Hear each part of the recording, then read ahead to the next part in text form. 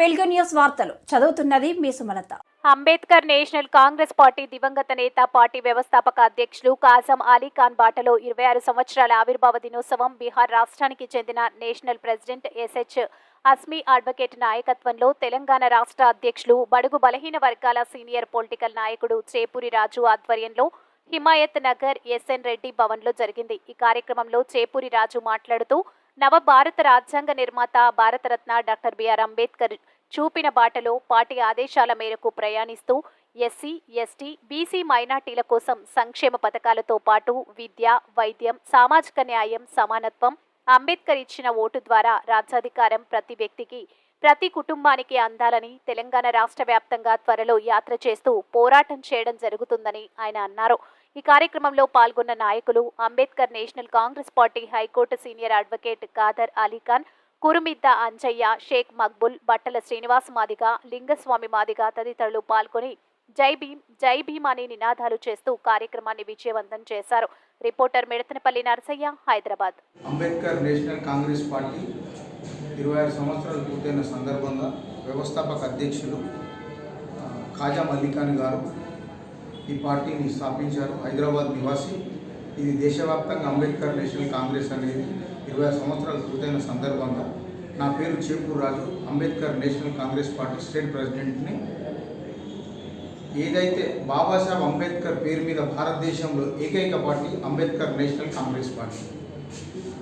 Ambedkar National Congress Party సిద్ధాంతం ఏంటంటే, దళితులు, ఎస్టీలు, ఆదివాసీలు, మైనార్టీలు, తదిత వెనుకబడ్డ కులాల కోసమే అంబేద్కర్ నేషనల్ కాంగ్రెస్ పార్టీ వ్యవస్థాపక అధ్యక్షులు ఫౌండర్ కాజం అలీ ఖాన్ గారు బడుగు వర్గాలకు రాజ్యాధికారం అందించాలని చెప్పి ఈ పార్టీని స్థాపన చేయడం జరిగింది.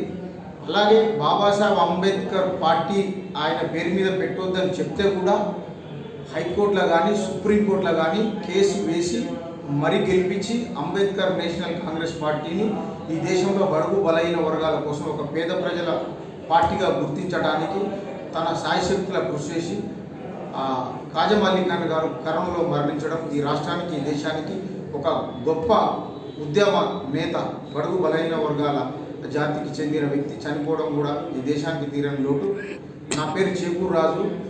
అంబేద్కర్ నేషనల్ కాంగ్రెస్ పార్టీని తెలంగాణలో ఈ పార్టీని బలోపేతం చేసేందుకు నా వంతు సాయశక్తుల నేను కృషి చేస్తానని, రాబోయే రోజులలో బాబాసాహెబ్ అంబేద్కర్ విగ్రహాలు తెలంగాణ రాష్ట్ర వ్యాప్తంగా భారత రాజ్యాంగాన్ని, హక్కులు, అధికారాలు, చట్టం, న్యాయం, పేద ప్రజలకు ఏదైతే బెనిఫిట్ ఉన్నాయో అవన్నీ రావాల్సిందే.